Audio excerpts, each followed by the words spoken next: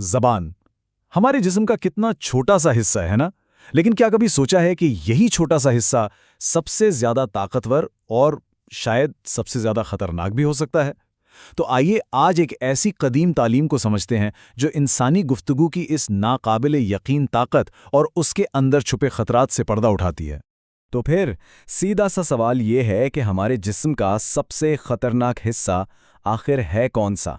شاید ذہن میں کچھ اور ہی جواب آئے، لیکن اس تعلیم کے مطابق جو جواب ہمیں ملتا ہے وہ سچ میں حیران کر دینے والا ہے۔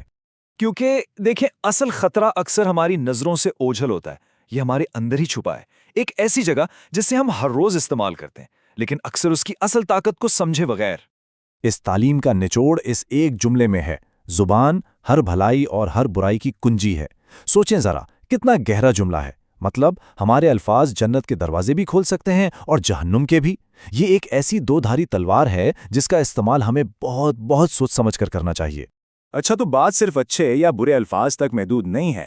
یہ تعلیم تو یہ بتاتی ہے کہ زبان کی حکمرانی ہمارے پورے جسم پر ہے۔ آئیے دیکھتے ہیں کہ کیسے یہ ہمارے وجود کے ہر پہلو کو کنٹرول کرتی ہے۔ کیا ہی خوبصورت مثال ہے نا؟ ذرا تصور کریں کہ ہر صبح ہمارے ہاتھ، پاؤں، آنکھیں، یہاں تک کہ دل سب ہماری زبان سے التجا کرتے ہیں کہ بھائی سیدھی رہنا، ہمیں محفوظ رکھنا۔ اس سے پتہ چلتا ہے کہ ہماری باتوں کا اثر صرف دوسروں پر نہیں بلکہ ہمارے اپنے وجود پر سب سے پہلے ہوتا ہے۔ اگر زبان قابو میں رہے تو پورا انسان محفوظ رہتا ہے۔ تو ظاہر ہے اتنی طاقت کے ساتھ ذمہ داری بھی بہت بڑی آتی ہے۔ تو پھر وہ کون سے خاص خطرات ہیں جن سے یہ تعلیم ہمیں خبردار کرتی ہے؟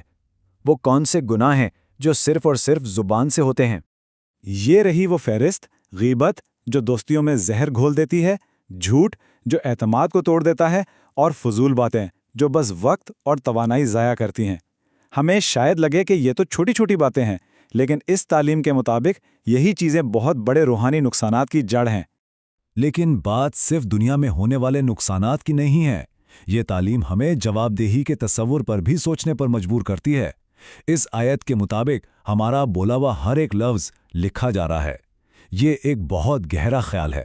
یہ ہمیں اپنی ہر بات پر غور کرنے پر مجبور کرتا ہے کہ ہم اپنے اعمال نامے میں کیا جمع کر رہے ہیں، اچھا یا برا۔ مگر ان گناہوں سے بھی بڑا ایک خطرہ ہے، ایک ایسی کیفیت جہاں دل پتھر کا ہو جاتا ہے، اور یہ بے مقصد اور ضرورت سے زیادہ بولنے کا آخری اور سب سے خوفناک نتیجہ ہے۔ اس کیفیت کو قاسیہ قلوب کہا گیا ہے، یعنی دل کا پتھر ہو جانا۔ یہ وہ پوائنٹ ہے جہاں مسلسل فضول باتوں کی وجہ سے انسان سچائی اور ہدایت سے بالکل بے حس ہو جاتا ہے۔ اس کے کان سن تو رہے ہوتے ہیں لیکن دل تک بات نہیں پہنچتی۔ یہ روحانی طور پر اندھا ہو جانے جیسا ہے۔ اس حالت کو اور گہرائی میں سمجھنے کے لیے یہ تعلیم ہمیں تاریخ کے ایک بہت ہی اہم اور المناک واقعے کی طرف لے جاتی ہے: کربلا کی جنگ۔ ایک ایسا میدان جہاں سچائی اور جھوٹ آمنے سامنے کھڑے تھے۔ میدان جنگ میں امام حسین نے اپنے مخالفین کو ان کے مشترکہ ایمان اور رشتے کی یاد دلائی۔ انہوں نے یاد دلایا کہ وہ ان کے اپنے نبی کے نواسے ہیں۔ یہ ایسے الفاظ تھے جو کسی بھی دل کو پگھلا سکتے تھے، لیکن وہاں ان پر کوئی اثر نہیں ہوا۔ تو پھر سوال یہ اٹھتا ہے کہ آخر ایسا ہوا کیوں؟ انہوں نے سچائی کو اپنی آنکھوں کے سامنے کھڑا دیکھا لیکن اسے پہچان نہیں سکے۔ اس کی وجہ کیا تھی؟ اس کا جواب ان کے ماضی میں چھپا تھا۔ اصل میں ان کے اپنے ہی کرتوتوں اور لفظوں نے ان کے دلوں کو اس قدر سخت کر دیا تھا کہ وہ سچائی کو سننے اور قبول کرنے کی صلاحیت ہی کھو چکے تھے۔ ان کے دل پتھر بن چکے تھے۔ ٹھیک ہے، تو خطرے کی بات تو سمجھ آ گئی۔ اب سوال یہ ہے کہ اس بے پناہ طاقت کو قابو میں کیسے لایا جائے؟ یہ تعلیم ہمیں خاموش ہو جانے کا نہیں کہتی، بلکہ سوچ سمجھ کر بات کرنے کا راستہ دکھاتی ہے۔ دیکھیں، زبان پر قابو پانے کا مطلب یہ بالکل نہیں کہ انسان گونگا بن جائے، بلکہ یہ ایک حکمت عملی ہے۔ یہاں 3 اصول بتائے گئے ہیں۔ پہلا، یہ جانے کہ کب بولنا ہے، یعنی صحیح وقت کا انتظار۔ دوسرا، کیا کہنا ہے، یعنی صحیح الفاظ کا انتخاب۔ اور تیسرا، کتنا کہنا ہے، یعنی مختصر اور جامع بات کرنا۔ یہاں ایک بہت سادہ سا لیکن بہت گہرا فرق بتایا گیا ہے۔ عقل مند انسان پہلے سوچتا ہے، اپنے الفاظ کے وزن کو تولتا ہے، اس کے اثر کو سمجھتا ہے اور پھر بولتا ہے، جبکہ بے وقوف پہلے بول دیتا ہے اور بعد میں اپنے ہی کہے ہوئے الفاظ کے نتائج پر پچھتاتا ہے۔ اچھا، اب ایک اور دلچسپ بات یہ ہے کہ یہ تعلیم تمام بولنے والوں کو 3 قسموں میں بانٹتی ہے۔ پہلا رابع، یعنی وہ جو فائدہ اٹھاتا ہے، یہ وہ ہے جو اچھی بات کرتا ہے۔ دوسرا سالم یعنی محفوظ رہنے والا جو خاموشی اختیار کرتا ہے۔ اور تیسرا اور سب سے خطرناک شاجب یعنی ہلاک ہونے والا جو فضول باتوں میں پڑھ کر خود کو تباہ کر لیتا ہے۔ انتخاب ہمارے ہاتھ میں ہے۔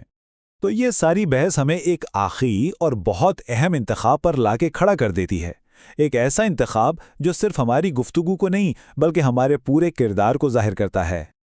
یہاں دیکھیں 2 طرح کے کرداروں کا موازنہ کیا گیا ہے، مومن اور منافق۔ مومن کی پہچان ہے کم باتیں اور زیادہ عمل، اس کے بالکل برعکس منافق کی پہچان ہے بہت باتیں اور بہت کم عمل۔ تو اصل امتحان صرف الفاظ کا نہیں بلکہ ہمارے الفاظ اور اعمال کے درمیان توازن کا ہے۔ اور آخر میں یہ بہت ہی خوبصورت نصیحت ہے کہ جب کسی مومن کو خاموش پاؤ تو اس کے قریب ہو جاؤ، کیونکہ اسے حکمت عطا کی گئی ہے۔ یہ اس بات کی یاد دہانی ہے کہ حقیقی دانائی اکثر سوچ سمجھ کر اختیار کی گئی خاموشی میں ہوتی ہے، نہ کہ بے مقصد شور و غل میں۔ تو یہ ساری گفتگو ہمیں ایک آخری سوال کے ساتھ چھوڑ جاتی ہے۔ اگر ہمارے الفاظ صرف ہوا میں نہیں کھو جاتے بلکہ ہماری حقیقت اور ہمارے مستقبل کی تعمیر کر رہے ہیں، تو پھر ہم اپنے الفاظ سے کون سا راستہ بنا رہے ہیں، تباہی کا یا نجات کا؟ یہ انتخاب ہمارے الفاظ، ہماری خاموشی اور ہماری نیتوں میں ہی پوشیدہ ہے۔